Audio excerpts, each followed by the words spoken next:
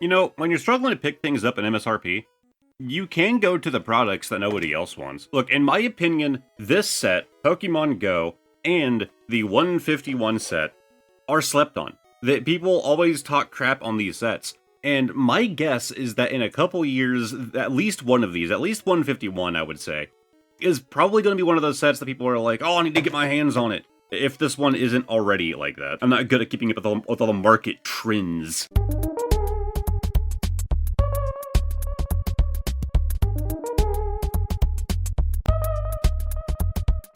But that aside, you know, value chasing aside, I honestly think that they're pretty cool sets. Are they peak? No. No, there's a lot of sets I would take over them. But they're still really fun to go through. So yeah, I was able to get both of these at MSRP. It didn't even seem like it was like people were fighting to get their hands on them, because, you know, people just sleep on the Go and the 151 sets. So we're going to start off here with the Go set. If you're an active viewer of this channel, you might remember that I said I am done opening Go, because I did so much Go product trying to pull the Radiant Blastoise. It's not even that Radiant Blastoise is like my favorite of the three, but rather it's because I had already pulled the Radiant Venusaur and the Radiant Charizard, and I was like, oh, I need to get all three of them. With the Alolan Exeggutor V here, along with a code card, and his big boy version. I mean, are you surprised? Well, then if somebody would like a code for Pokemon Go, oh, multiple codes, there you go. But yeah, I had pulled the Venusaur and the Charizard, and I was like, I want to pull the Blastoise. Like, I could just buy him, but I want to pull him. And I did so much Go product. I ended up actually pulling a second Radiant Charizard. I think I did another Venusaur, I don't remember if I only did one or two. But sadly, that saga concluded with the final episode in my Go series, with me going on eBay and buying the Blastoise. So I'm going to be real upset if we pull the Blastoise in this video. Like, we're kind of like filming like a sequel series, like a sequel episode now of, oh yeah, I forgot it's the Sword and Shield era, so we actually have to do like pack tricks and stuff. But yeah, I should have energy, but just in case, we're just going to go assuming that there isn't one. Sorry, I got my words all mixed up there. But yeah, this is effectively just like a sequel episode to hunting down that Radiant Blastoise. I kind of hope we don't pull him, because I would be upset if I ended up buying him on eBay when, you know, all I had to do was wait until I got my hands on this thing and a hollow metal. Of course, pulling another Ditto would be cool. I think, I know I pulled all three variants of the Ditto card, but I know one of them, I think it was the Bidoof, I don't remember. I actually did do the peel to get the Ditto, right? So it would be cool if I could, get that Ditto card. Again, I don't remember if it was the Bidoof or not, but if I could pull that Ditto to have it, you know, not peeled, that would also be nice. I do really like the Ditto cards. It was a really cool idea that I kind of wish they would, like, do more creative things like that. We have the Onyx and the Sylveon Hollow. See, I'm too Scarlet and Violet brained. I keep wanting to open it from the front, but it needs to go back towards you to not reveal code card. But there it is. Then you flip it around. You do... Oh, okay, that one feels like oddly rounded. You do 3 to the front, 1 out the back. And we have Trainer, Spark, Ariados, Blanche, Aeolin, Eradicate, Tranquil, Larvitar, Natu, Ambipom, Chansey, and... Okay, I thought I saw something. We have the Slacking V. Not too bad. At least it's a pull. I am guessing that Slacking V is like the lowest valued card, like the lowest value V you can pull out of the Go set, because I feel like I pull it all the time. And like the standard V, oh my god, I keep doing it. The standard Vs in this this set definitely weren't hyped up. But we have our Charmeleon, still a very nice looking card. Like, I don't know, like, I'm not even that big of a Pokemon Go person. Like, I played it a lot back in the day, and I haven't really played it much in a long while now. And that's one of the cards that we can get with the Ditto stamp, if it was a reverse. It's not even because of Pokemon Go that I like these cards. It's just, you know, we have some neat artwork in here, and we have some good pulls, including the Radiance, but we just got another Sylveon. I'm okay with it. We didn't get the Blastoise. You could have given me a duplicate of my Venusaur, though. That would have made me happy. And we have Pokemon 151, the poster collection, which I'm actually a big fan of that poster. It's actually hanging up above my desk up here in a frame. But now I have a duplicate 151 poster. Of course, this side is kind of lame. I think that they did something like this like way back in the day, and so it's kind of like nostalgia bait, like, oh, you remember that old poster with the silhouettes? This is the cool side, where you have all of the card arts in the set just kind of like laid out, and like some of them, like the EXs are like large, right? And then you just have like just the cut artwork for all of the like standard cards. I don't know. I think it's cool. All right. Well, we do have 3 promo cards inside, all being Cosmos Hollows. We have the Bulba Boy, of course, the best one, the best boy. Then we have the Squirtle, the second best boy, a very close second. I do love Squirtle, but you're not gonna beat my Bulba. And finally, we have the Charmander. And that one's actually, okay, they are all actually promos. I'll say, are they just Cosmos? No, they are actual promos as well. So these aren't just like reprinted, reused art. But we have a code card. And this box only has 3 packs, unlike that box from Go where we had 4. But that's still 3 chances of pulling something that I don't have. Not like these are large sets. I'm sure I'm not missing much from 151 or Go. But now we don't have to do the pack tricks, so I'm happy about that. Like, don't get me wrong, I think the pack trick thing can be kind of neat, but only if you keep it consistent. And the Pokemon Company did not keep it consistent, mostly with the code card. Like, the code card placement and if there was an energy or not, which is mostly an issue with transitioning from, like, X and Y to Sword and Shield. Because, like, X, Y didn't have energies, if I recall correctly. At least most of their sets didn't. Again, they weren't consistent, and like, which way the code card would be facing would be different, and which way the cards are facing in the pack would be different. Like a Scarlet and Violet, the front will always face you. Don't care what set you're doing, you always want the front facing you. Then, you slide out the code card. You never flip, you always slide.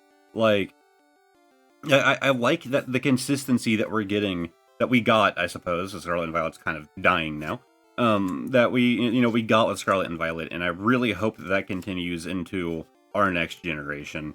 But we have the Doug Trio, the Clefable, the Tentacruel, Cloyster as a reverse, Victory Bell, and a Vaporeon. Man, we were just pulling evolutions today. We got 2 Holo Sylveons and now a Holo Vaporeon. I will say this, though. I was kind of like, man, these sets are being slept on. And then the best thing I pull is probably the most common V you can pull from that set. This is our last pack right here. And we really haven't pulled anything. Like, yeah, we got 1 V, but come on. We have the Krabby Sandshrew, the Seal Sandslash, Haunter, Golduck, the Venomoth, Graveler, Starmie. Come on. Nah, we're not ending like that. You guys like Twilight Masquerade? Alright, gotta interrupt before I throw more packs into this video. If you want to help support the channel so I can keep doing things like that, check out the Amazon link in the description down below.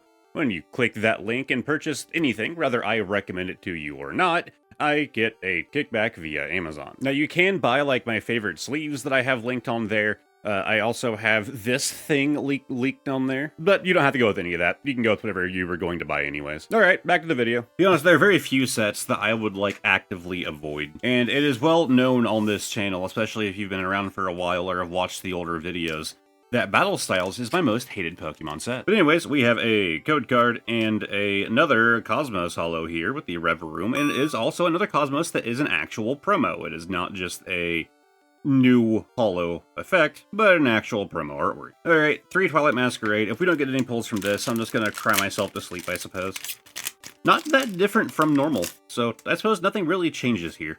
We have the code card, Chansey, Draklock, Poliwhirl, Tangela, the Sandslash. We have Lucian, Daramartin. I don't know how to actually... it's Darmanitan, right? Reverse Blue Bonnet. Okay, well... You know, maybe I don't have to go with a 3-pack blister. Maybe I could have just opened another pack. But we have the Golden Secret Rare, Buddy Buddy Poffin, which I know that this card is actually pretty useful in the card game as someone who never really plays. So I assume there's a bit of value to this one. Of course, you guys will have already seen the price down there. There is a nice little nick in it, though, that I can immediately point out, which I don't normally just, like, narrow down on pack defects, but let's do this and get you something else back there. But I don't normally narrow down straight on pack defect cards unless it's like really bad, but that like immediately caught my eye. Just that line in the holo. Like I saw it in the camera, just like when the light hit it just right. Well, that's unfortunate, but still a nice golden secret rare. But there's still a chance for something else here, and okie dokie. Alright, well, I guess we're gonna do 2 more packs just for the fun of it.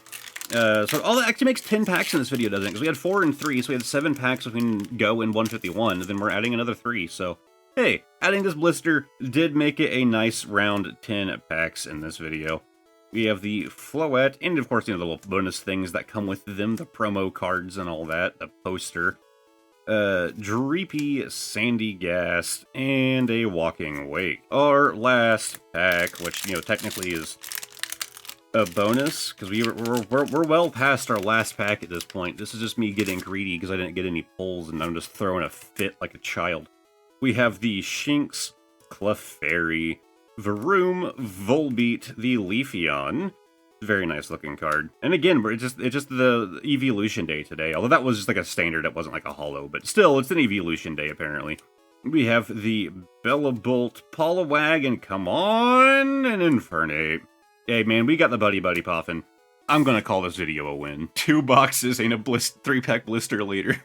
I spent $65 and I pulled a $20 card. And you can do it too. I don't actually know how much I spent for this video. Maybe I should actually track those things like a responsible adult. Anyways, we have the bonus card of the day, explanation right down there. But, as always, we're pulling a random card from the back and playing Guess the Year.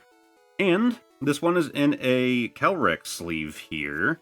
I don't feel a price tag, but there could be. Nope.